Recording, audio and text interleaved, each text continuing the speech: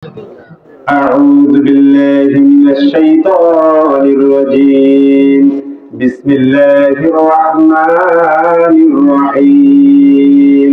وأقيموا الصلاة وآتوا الزكاة واركعوا مع الراكعين. আল্লাহ বলে, ইমানদারেরা, তোমরা নামাজ কায়েম করো। কি করো? নামাজ কায়েম করো রে। এই কথা বলার পর আল্লাহ সামনে আবার বলতেছে, ওয়ারকাউ মা'আর রাকিঈন,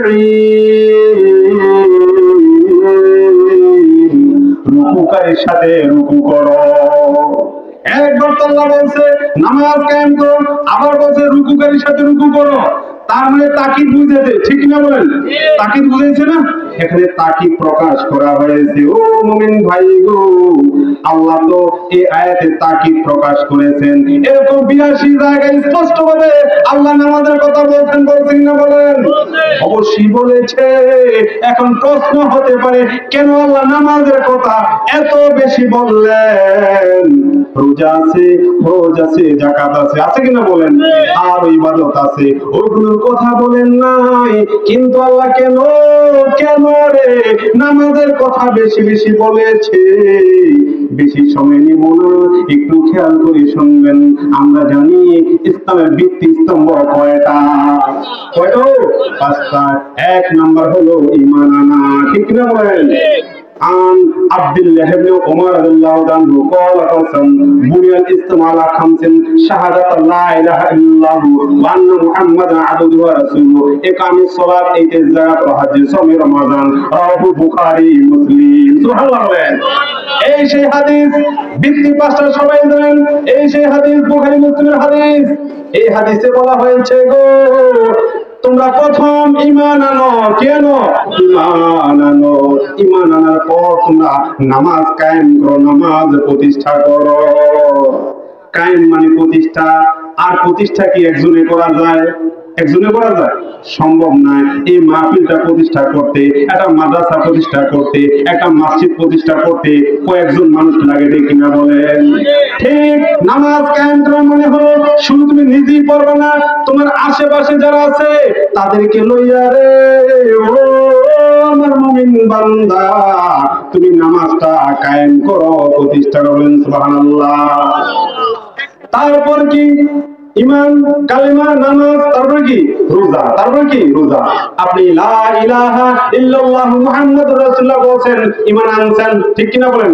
ঈমানদার হয়ে গেলেন, ঈমানের কাজ শেষ। তারপর আপনার কি বলছে? তুমি নামাজ কায়েম করো।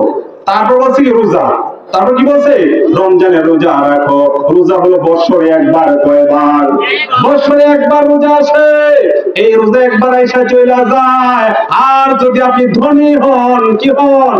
ধনী হন, তাহলে আপনার উপর হজ যাকাত ফরজ হয়, ঠিক কিনা বলেন? হ্যাঁ, তাহলে ঈমান আনলেন, ঈমানদার হয়ে গেলেন। বছরে একবার রোজা আসলো, চলে গেল। ধনী হইলে না হজ আর যাকাত। এটা কমন, ধনী গরিব সবার উপর যে দায়িত্ব, সেটা কি? নামাজ। সেটা কি? সেটা কি? নামাজ। নামাজ। ও মুমিন ভাই গো, এবার বলতে পারেন, ও মুফতি সাহেব, কেন আল্লাহ নামাজের কথাটা এরকম করে বললেন আর নামাজটা সব সময় আমাদেরকে দিয়ে দিলেন? এটা বেনিফিট কি? এটা কি গুরুত্ব, কি মাহাত্ম্য? আল্লাহ স্পষ্ট কোরআনে বলে দিয়েছে, আমার বান্দা দুনিয়ার মধ্যে যখন চলবে রে, ওই মুহূর্তে বান্দার দুনিয়াতে চলার পথে রে আমার সাহায্য প্রয়োজন হবে। আর বান্দা বিপদে পড়লে আমারে ডাক দিব। কি করব? ডাক দিব। তখন আমি আল্লাহ সাড়া দিব। আমাদের পূর্ববর্তী যত নবীরা আগমন করেছে, প্রত্যেক নবী যখন সমস্যায় পড়তো, উম্মতরা প্রশ্ন করত, কষ্ট দিত, তখন ওনারা নামাজে দাঁড়ায় যাইতো। ইজা হাযাবাহু আমরুন ফাযাইলা সালাতে, স্পষ্ট হাদিস। যখন ওনারা কোনো সমস্যা ফিল করত, তখনই নামাজে দাঁড়ায় যাইতো। আপনারা তো শুনেছেন, নবীকে প্রশ্ন করেছিল, এ মুহাম্মদ, বলো তুমি এই চারটাকে তুমি দুই খণ্ড করতে পারবে কিনা? ঠিক না বলেন? বলছেন হাবিব ইবনে মালিক বাদশা, সাথে রাসূল 2 রাকাত নামাজে দাঁড়ায় গেলেন, ঠিক না বলেন? নামাজে দাঁড়ায় গিয়েছে। মুমিন ভাই, নাই। এই নামাজটা এই জন্য আমাদেরকে বলা হয়েছে, দুনিয়ার মধ্যে বান্দা চলবে রে নফসে আম্মারার তাড়না কইরা, শয়তানের তাড়নায় পইরা, জিন শয়তান মানুষ শয়তানের ফেরে পইরা আমার বান্দা গুনাহ করব, অন্যায় করব। এই গুনাহ থেকে রেহাই দেওয়ার জন্য, মাফ পাওয়ার জন্য মিডিয়া হইল নামাজ। মিডিয়া কি? নামাজ। তাহলে দেখেন দুনিয়ার মধ্যে দুইটা উপকার, একটা হলো কি গুনাহ মাফ হয়, আর একটা হলো কি আপনার বিপদ আপদ থেকে উদ্ধার পাওয়া যায়। আল্লাহ উদ্ধার করবে নামাজের মাধ্যমে, ঠিক কিনা বলেন? খেয়াল করে শুনবেন, বিপদ আপদ থেকে উদ্ধার পাইবেন। আর আপনি কি বলে যখন কোন মুসিবতে করে ডাক দিবেন, আল্লাহ আপনাকে সাহায্য করব। এবার নামাজটা কেমন হইতে হইব? কেউ কথা ঠিক নেই। তাহলে আপনি মুসিবতে করে, ভাই আমি বিপদে পড়ছি একটু সাহায্য করো, কেউ আতফাও দেন, কান্দা দেন কি আব্দুল্লাহ, ঠিক কিনা কোন? কান্দা দেন না? তাহলে এই নামাজটা ঠিক ওইরকম ভাবে আপনাকে পড়তে হবে, এরকম ধ্যান খেয়াল দিয়া, যাতে আল্লাহকে আপনার ডাক শুনে কি আল্লাহ আপনাকে সাহায্য করে কবুল করে। এজন্য বলছে তোমরা খুশু খুজুর সাথে নামাজ পড়ো। এমন কিছু নামাজ আছে আযান দিছে মসজিদে দৌড়ে আসছে, আয়েশা দৌড়িয়া জামাতে হাজির হয়ে গেছে, সে যে ওযু করতেছে, কি করতেছে? ওযু করতেছে, তার এদিকে কোনো খেয়াল নাই। ওই জামাত গিয়ে ধরবো, কি ধরবো? জামাত গিয়ে ধরবো। ওযু যে ঠিক মতো না হলে নামাজটাই হবে না, এই খেয়ালটা তার নাই। এমন নামাজ পড়লে হইব? ওযু করার সময় ওযুর যে ফরজ সুন্নাত গুলো ছিল ঠিক মতো আদায় কইরা ওযু কইরা তারপরে সামনে গেলে কেমনে আপনি ওযু করতেছেন, আপনি খেয়াল করতেছেন আমি হাত দিয়েছি, আল্লাহ আল্লাহ গো আমার হাত দ্বারা যত গুনাহ হইছে সব গুনাহ এই ওযুর মাধ্যমে দূর করে দাও। তোমার নবী হাদিসে বলেছে বান্দা যখন ওযু করে হাতের গুনাহ চলে যায়, পা ধুলে পায়ের গুনাহ চলে যায়, মুখ ধুলে চোখ ধুলে চোখের গুনাহ চলে যায় রে। ও বান্দা তুমি নামাজে আসো, কি অন্যায় করেছো, কি পাপ করেছো, আমি আল্লাহ তোমাকে স্টার্টিং ওযু থেকে মাগফিরাত শুরু করে দেব। সুবহানাল্লাহ, কথা ঠিক নিও, শুরুতেই কি মাফ করা আল্লাহ শুরু করে দিয়েছি। এবার প্রশ্ন হতে পারে, ও মুফতি সাহেব এবার বলেন তো হাতের গুনাহ, পায়ের গুনাহ, চোখের গুনাহ গেল, মনে মনে যে কল্পনা করছিলাম অমুকের ক্ষতিটা করুন, তে 5 তলা 10 তলা বিল্ডিং করতে আছে, তার ছেলে এ প্লাস পাইয়া ডাক্তারি চান্স হয়ে লাইছে, আমার সহ্য হয় না, আসিনে মন আসিল বাই বাইয়ের বিরুদ্ধে লাগে, আসিনে মন মনে মনে রাত শুইয়া শুইয়া কল্পনা করে তারা কেমনে ডাউন ডাউন যায়। ঠিক এই যে আপনি মনে মনে এই খারাপ কল্পনা করলেন, ধারণা করলেন, ধ্যান করলেন, অন্তরে গুনাহ কালবের গুনাহ হয়ে গেছে গো, এই গুনাহটা কেমনে দূর হইব?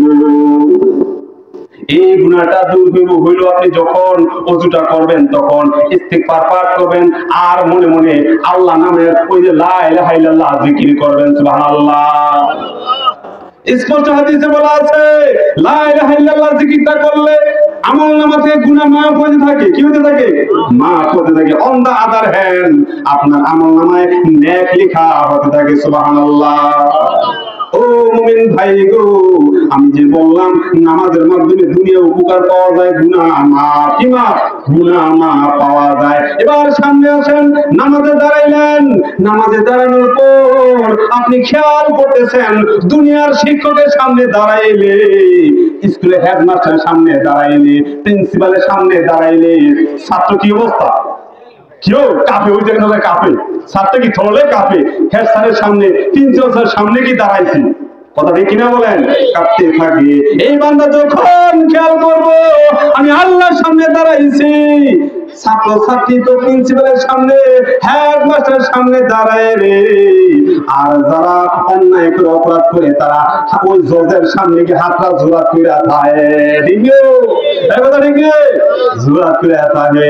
এবার খেয়াল করেন গো বাবা, ও পর্দার আড়ালের মা বোনেরা, আপনাদেরও কিন্তু নামাজ পড়া ফরজ, ঠিক না বলেন? আপনারাও খেয়াল করেন। এবার নামাজে দাঁড়াইলেন, আপনি খেয়াল করতে হবে রে, দুনিয়ার কোন মাস্টারের সামনে, কোন জজের সামনে, কোন কি বলে ডিস্ট্রিক্ট জজ, প্রধান বিচারপতির সামনে দাঁড়ায় নাই, মন্ত্রীর সামনেও দাঁড়ায় নাই, মন্ত্রীরও মন্ত্রী যিনি, জজেরও জজ যিনি, হাকামুল হাকিমিন, ঠিক কিনা বলেন? ওই আল্লাহর সামনে দাঁড়াইছি, আমি কেমনে নামাজটা পড়তে হইব? এই খেয়াল কইরা যখন নামাজটা পড়বেন আল্লাহ শুনবনি দলিল করা রাখবো আমার ছেলেদের নগদ আছে মোবাইলে 2 লক্ষ হাদিস নামানো আছে মোবাইলে। খেয়াল করেন কেমনে প্রমাণ রাখি। নামাজ যখন বান্দা পড়ে 10 ভাগের 1 ভাগ কবুল হয়। ক ভাগের 1 ভাগ?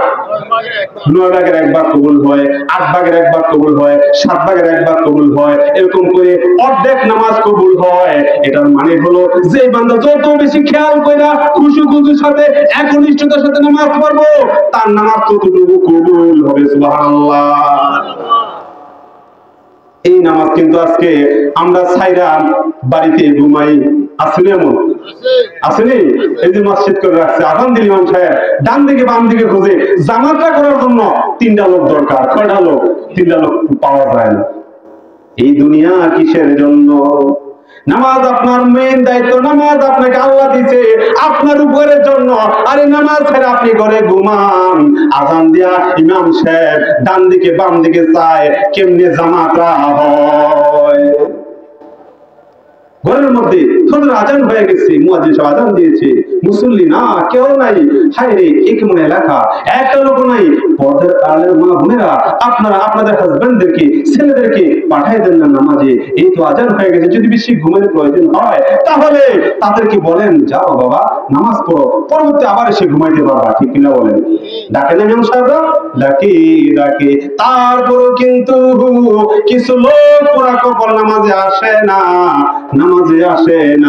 এবার নামাজ পড়লে আপনার কি বেনিফিট একটু খেয়াল করে শুনে নেন।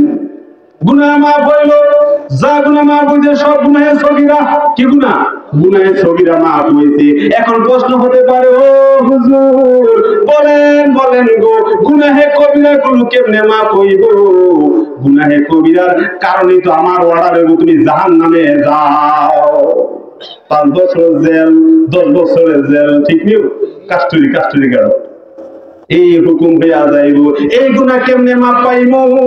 যখন আপনি নামাজ পড়বেন, নামাজের মধ্যে খেয়াল করবেন যে আল্লাহ আমার জীবনে যত পাপ আছে সব পাপ আমি সামনে লইয়া এই তোমার দরবারে হাজির হইলাম, তুমি আমারে মাফ করো।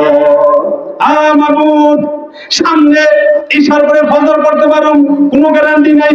আছে এমন কত মানুষ আছে আপনার সাথে আমার সাথে গো, ফজর পড়ছে জোহরের টাইমে নাই, মাগরিব পড়ছে এশার টাইমে নাই।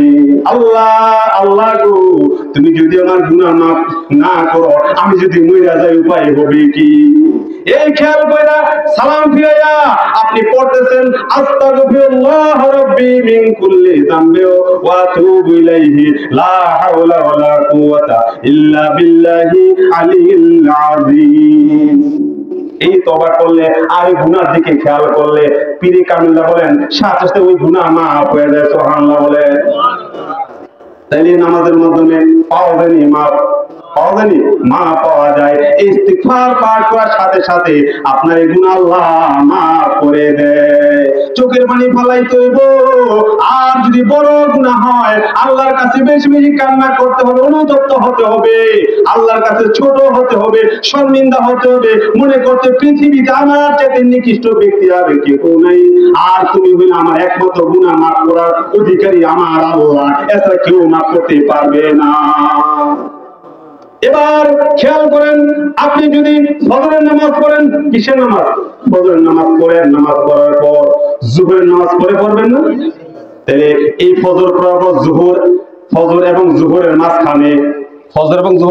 মাঝখানে যে গুনাহ হইছে সব গুনাহ জোহর পড়লে মাফ। সুবহানাল্লাহ বলেন। কি বলে মাফ? জোহর পড়লে মাফ। এবার আপনি যে জোহরের পর আসর পর্যন্ত যত গুনাহ আপনার হয়েছে, আসর পড়লে ওই গুনাহগুলো মাফ হয়ে যাবে। সুবহানাল্লাহ। এভাবে এক নামাজের পর এক নামাজ, এরকম হাদিসে বলা আছে এক জুমা থেকে আরেক জুমা, প্রত্যেকটা কথা সহিহ হাদিস থেকে বলতেছি। আমার সামনে সব দলিল আছে, চাইলে দেখাই দিতে পারবো। এক জুমা থেকে আরেক জুমা, এই জুমা পড়ছেন, গত জুমা যত গুনাহ হয়েছে সব গুনাহ কি আল্লাহ মাফ করে দিতে পারে। এজন্য বলেছে বান্দারে যেখানেই থাকো, যে অবস্থায় থাকো, তুমি নামাজ পড়ো, নামাজ ছাইরো না। নামাজ কি করো না?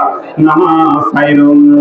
আল্লাহ বলে ইয়া আইয়ুহাল্লাযীনা আমানুস্তাঈনু বিস-সাবরি ওয়াস-সালাহ ইন্নাল্লাহা মা'আস-সাবিরিন। খেয়াল করে শুনবেন, আল্লাহ বলে বান্দা ইস্তাঈনু বিস-সাবরি ওয়াস-সালাহ, তুমি আমি আল্লাহর কাছে সাহায্য চাও ধৈর্য এবং নামাজের মাধ্যমে, আমি আল্লাহ তোমাকে সাহায্য করব রে। বান্দা খেয়াল করে শুনবেন, কুফা নগরীতে একটা কুলি ছিল। এই কুলিটা খুব বেশি আল্লাহওয়ালা নেককার ছিল। এই কুলি প্রতিদিন এক জায়গা থেকে আরেক জায়গায় মাল আনানো করতো, কিতাবে লেখে রে। এই কুলিটা এত বিশ্বস্ত ব্যক্তি ছিল, ওই বাজারে দোকানদাররা তার হাতে লিস্ট ধরাই দিত আর টাকা পয়সা সহ দিয়া বলতো, যাও তুমি মুকামে যাও, গিয়া তোমার ওই যানবাহন দিয়া মালামাল কিনা আমাদের দোকানে দোকানে পৌঁছাই দিও। সুবহানাল্লাহ বলেন। এই কুলিটা একদিন রওনা করেছে, মুকামে যাবে। এমন সময় রে একটা লোক কোথায় থেকে জনে এসে বলে, কুলি তুমি তো এখন অমুক শহরে যাবা, আমাকে নিয়ে যাবা কিনা বলো। কুলি বলে, কেন? আমি তো যাব, তুমি যদি যাও তাহলে সমস্যা নাই, যেতে পারো পারো। এমন সময় লোকটাকে, কুলি আমি অসুস্থ মানুষ, চলতে পারি না, হাঁটতে পারি না, তোমার গায়ে শক্তি বেশি, তুমি হেঁটে হেঁটে যাবা রে কুলি, আমি তোমারে একদিন আর দিন, তুমি আমার এই ঘোড়াটার পিঠে উঠাইয়া বসাই আমারে লইয়া যাইবা। সুবহানাল্লাহ বলেন। কুলি তো নামাজের মানুষ, সরল সোজা মানুষ, কথা ঠিক নেই? বাস্তব কথা। যারা 5 ওয়াক্ত নামাজ পড়ে, দিল থেকে নামাজ পড়ে, তারা সরল সোজা হয়, এস্তেজ বুঝে না, দরবারে গেলে যায়, কারবারে যায় না, হাসামিসাত যায় না। এখন বাস্তব একটা প্রমাণ, আপনারা সবাই বলেন, ভালো মানুষ কোনদিন নির্বাচনে যায় না, এমপির মধ্যে চেয়ারম্যান হইতে যায় না, ঠিক যায় না, যায় না। যারা নামাজি আল্লাহওয়ালা, তারা বলে রে এই দুনিয়া আমার আজকে আছে, কালকে নাই, কি জন্য আমি চেয়ারম্যান, মেম্বার, এমপি হইতে যাবো? দুনিয়ার নাম দুনিয়ায় থাকবো, মরে গেলে খবরে আমার উপায় হইব কি? ঠিক না বলে? এমন সময় রে এই কুলিটা তখন ওই সাওয়ারের পিঠে উঠে চলেছে, ওই যে লোকটা সাওয়ারের পিঠে উঠে চলেছে, কুলিও সাথে হেঁটে যাচ্ছে, হাঁটতে হাঁটতে রে এমন সময় এমন একটা জায়গার মধ্যে গিয়ে পৌঁছেছে, যে জায়গাটা রাস্তাটা 2 দিকে গেছে, এদিকে একটা এদিকে গেছে। এবার ওই যে লোকটার সাথে আছে, এই লোকটা কয়, কুলি তুমি কোন রাস্তা দিয়ে যাইবা? আমি এই রাস্তা দিয়ে যাবো। কেন যাবা? এই রাস্তা দিয়ে আমি সব সময় আসা যাওয়া করি, এই রাস্তাটা আমার চিনা জানা।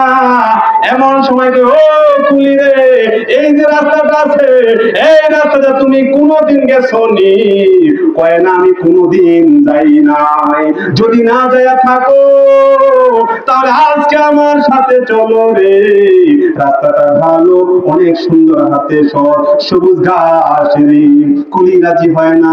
ওই লোকটা কয় না, চলো আমার সাথে, কারণ কুলি তো জানে ওই বাজারের দোকানদার আমার বিশ্বাস করে টাকা পয়সা দিয়েছে, মালগুলি পৌঁছাইতে হইব, এটা আমার দায়িত্ব। এটা কি আমার দায়িত্ব। আর বর্তমানে এমন কিছু মানুষ আছে, তেহা যদি জমা রাখে, আমানত রাখে, এটি কি করে খাইয়া হয় না, ঠিক তো? খাইয়া এখন খাইয়ে এলে এমন মানুষও আছে, আমানত রাখে। আর আমানত নাই, কিন্তু যদি কয় যে এগুলো কি আমার নষ্ট হয়ে গেছে, চোটায় চলে গেছে, কোনো কিছু করে আছে নাই। আর যে আমানত রাখে, সাক্ষী রাখে, এরও কি টাকা খাইয়া লায়, এমন মানুষ আছে। এবার এই কুলিটা যখন ওই রাস্তা দিয়ে পথ চলতে শুরু করছে লোকটার সাথে, খেয়াল করে শুনবেন, যখন সামনে গেছে রে, কিছু দূর যাওয়ার পরে রে গভীর জঙ্গলের মাঝখানে গিয়ে রাস্তা শেষ হইয়া গেছে। আল্লাহু আকবার। কুলি দেখা ভয় পেয়ে গেছে, হে আগন্তুক, তুমি কোথায় নিয়ে আসলা আমারে? আমি তো এখানে আসার কথা না, কোন রাস্তা দেখি না রে, তুমি কেন, কি জন্য এখানে আমারে নিয়ে আসলা? ওই সাওয়ারের পিঠে উঠেছিল যে লোকটা, এই লোকটা পকেট থেকে খঞ্জর মানে ছোরা বাহির কইরা, ওই কুলি, কুলি রে, তুমি মরার জন্য রেডি হইয়া যাও। নাউজুবিল্লাহ। এবারে কুলি কয়, ভাই গিরে কুকুরের গলার দড়ি, কথা ঠিক নেই, উপকার করলাম মানে তুমি কি কম আরে, হ্যাঁ উপকারে গলা ফেরো না। হায় হায় তুমি বলো কি, লোকটা দেখলো স্পষ্টই সে তাকে হত্যা করবে, একদম সে কি উম্মাদ পাগলের মতো হয়ে গেছে। এবার কুলি কয় ভাই রে, আমার সাথে যত মাল আছে সম্পদ আছে রে, সব তুমি লইয়া যাও, তবু তুমি আমারে মাইরো না, কি করো না, আমারে মারবা না।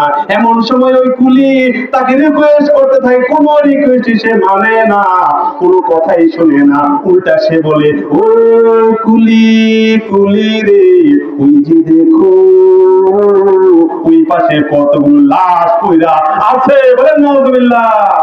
তোমার রে কুলি ওই লাশের সাথে গিয়ে সেখানে মিলিত হতে হবে, বেশি দেরি নাই। আল্লাহু আকবার।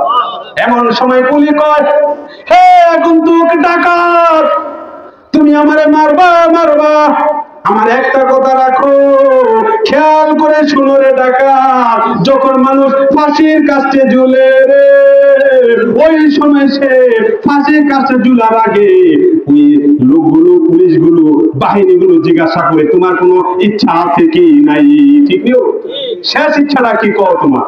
তখন কয় আমার মার এক নজর দেখুন, বাবার এক নজর দেখুন, আমার সন্তান গুলো রে একবার আমি কুলে নিয়া আদর করুন, তারপরে চলে আসবো। এবার ডাকাত কয়, এতই যেমন রিকোয়েস্ট করতেছে, রিকোয়েস্টিং সো মাচ, সে অনেক বেশি রিকোয়েস্ট করতেছে, but I am not expecting his request, তার কোনো রিসিভ করতেছে না। মারবো তো মারবোই, জাস্ট লাস্ট একটা চান্স দিই, কি দিই, only one time I give him chance, আমি তাকে একবার মাত্র সুযোগ দিব, ঠিক আছে? তুমি যখন বলতেছে যাও, তুমি কি করতে চাও বলো? তখন বলে ভাই আমি মাত্র 2 রাকাত নামাজ পড়তে, বলেন সুবহানাল্লাহ। কয় রাকাত? 2 রাকাত। ওই জায়গায় বলেছিলাম নবীরা সমস্যা বলে কি করতো, নামাজে দাঁড়াইতো, ঠিক সেই অনুকরণ কুলি করছে কি, এবার নামাজে দাঁড়ায় গেছে, দাঁড়াইয়া কান্দে, আল্লাহ আল্লাহ গো, এই জায়গার মধ্যে তুমি ছাড়া আমার কেহ নাই, তুমি আল্লাহ আমারে বাঁচাইলেও পারো, মানলেও পারো। সে প্রশ্নের কি খেলা শুরু হয়ে গেছে, কুলি সূরা ফাতিহা পড়ছে, পড়ার পরে রে কুলি আবার কোন সূরাই মনে করতে পারে না, সূরা ফাতিহা পড়ার পর আর কোন সূরাই মনে করতে পারতাছে না। হায় হায় হায়, বিপদের উপরে বিপদ, হ্যাঁ বিপদের উপরে বিপদ, হায় হায়, আরো বেশি কান্না শুরু হয়ে গেছে, আল্লাহ আল্লাহ গো, এই জন্য কি বিপদে পড়লাম, নামাজের মাধ্যমে তোমার কাছে সাহায্য চামু, ইস্তাইনু বিস-সাবরি ওয়াস-সালাহ, আর এখন নামাজই পড়তে পারতেছি না। এমন সময় কুলি কান্না করতেছে, বুক বসাইতেছে, হঠাৎ কুলির মুখ দিয়ে রে আয়াত, কোরআনের আয়াত বের হইয়া যায়, কোরআনের আয়াত বের হইয়া যায়, আম্মা ইয়াজিবুল মুত্তারা, এই আয়াতটা বের হয়ে যায়। কুলি নামাজ পড়তেছি আর খেয়াল করতেছি, তো আমি কোনদিন পড়ি নাই, আমি তো হাফেজ না, মাওলানা না, মুফতি না, মুহাদ্দিস না, আমি আয়াত পড়ি নাই, আয়াতের অর্থ পড়ি নাই, তাফসীরও পড়ি নাই, কেমনি আয়াত আমার মুখ দেয়া বাইরে হইলো, সুবহানাল্লাহ বলে। এবারে কুলি কয়ে যাই হোক নামাজটা শেষ করি, নামাজ পড়া যখন সে শেষ করবে রে, এমন সময় সালাম ফিরানোর আগেই দেখে কোথায় থেকে যেন রে একটা লোক সাওয়ারের পিঠে উঠা, আরে সাওয়ারের পিঠে উঠা অবস্থায় মাথার মধ্যে লোহার হেলমেট আর হাতের মধ্যে লোহার বর্ষা, মানে কাতা আছে না, কাতা বুঝছেন না, এই কাতা।